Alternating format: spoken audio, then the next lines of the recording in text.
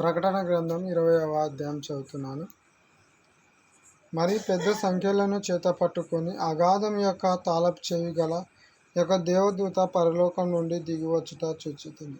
అతడు ఆది సర్పమును అనగా అపవాదియు సాతానును అను ఆ ఘట సర్పమును పట్టుకొని 1000 సంవత్సరములు వానిని బంధించి అగాధములో పడవేసి 1000 సంవత్సరములు గడచి వరకు ఇక జనములను మోసపరచకుండునట్లు అగాధమును మూసి దానికి ముద్ర వేసెను. అటు పిమ్మట వాడు కొంచెము కాలము విడిచి పెట్టబడవలెను.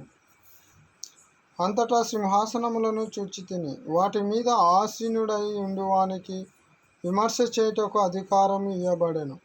మరియు క్రూరమృగమునకైనను దాని ప్రతిమకైనను నమస్కారం చేయక తమ నొసళ్ళ యందు గాని చేతుల యందు గాని దాని ముద్ర వేయించుకొనని వారిని యేసు విషయమై తామిచ్చిన సాక్ష్యము నిమిత్తమును దేవుని వాక్యం నిమిత్తమును శిరచ్ఛేదనము చేయబడిన వారి ఆత్మలను చూచితిని. వారు బ్రతికిన వారే 1000 సంవత్సరములు క్రీస్తుతో కూడా రాజ్యం చేసిరి. ఆ 1000 సంవత్సరములు గడచి వరకు కడమ మృతులు బ్రతకలేదు. ఇదియే మొదటి పునరుత్థానము. ఈ మొదటి పునరుత్థానములో పాలుగలవారు ధన్యులను పరిశుద్ధులనై ఉందురు. ఇట్టి వారి మీద రెండవ మరణమునకు అధికారం లేదు. వీరు దేవునికిని క్రీస్తునకును ఆసీనులై క్రీస్తుతో కూడా 1000 సంవత్సరములు రాజ్యం చేయుదురు. 1000 సంవత్సరములు గడిచిన తర్వాత సాతాను తానున్న చెరల నుండి విడిపింపబడును. భూమి నలుదిశలయందు నుండు జనములను లెక్కకు సముద్రపు ఇసుక వలె ఉన్న గోగు మాగోగు అను వారిని మోసపరిచి వారిని యుద్ధమునకు పోగొచ్చుటకు వాడు బయలుదేరును.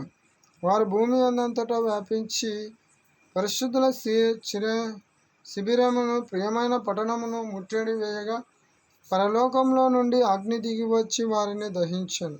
వారిని మోసపరిచిన అపవాది అగ్ని గంధకములు గల గుండములలో పడవేయబడెను. అచ్చట క్రూరమృగమును అబద్ధ ప్రవక్తయు ఉన్నారు. వారు యుగయుగములు రాత్రింపగళ్ళు బాధింపబడేది. మరియు ధవలమైన మహాసింహాసనమును దాని యందు ఆసీనుడై ఉన్న యొక్కనిని చూచితిని. భూమాకాశములు ఆయన సముఖము నుండి పారిపోయెను. వారికి నిలువ చోటు కనబడకపోయెను. మరియు గొప్పవారేమి కొద్దివారేమి మృతులైన వారందరూ ఆ సింహాసనము ఎదుట నిలువబడి ఉండుట చూచితిని. అప్పుడు గ్రంథములు విప్పబడెను. మరియు జీవ గ్రంథమును వేరొక గ్రంథమును విప్పబడెను. ఆ గ్రంథముల యందు రాయబడి ఉన్న వాటిని బట్టి తమ క్రియల చొప్పున మృతులు తీర్పు పొందిరి. సముద్రము తనలో ఉన్న మృతులను అప్పగించెను. మరణమును పాతాళ లోకమును వాటి వశమునున్న మృతులను అప్పగించెను. వాటిలో ప్రతివాడు తన క్రియల చొప్పున తీర్పు పొంది మరణమును మృతుల లోకమును అగ్నిగుండములో పడవేయబడి.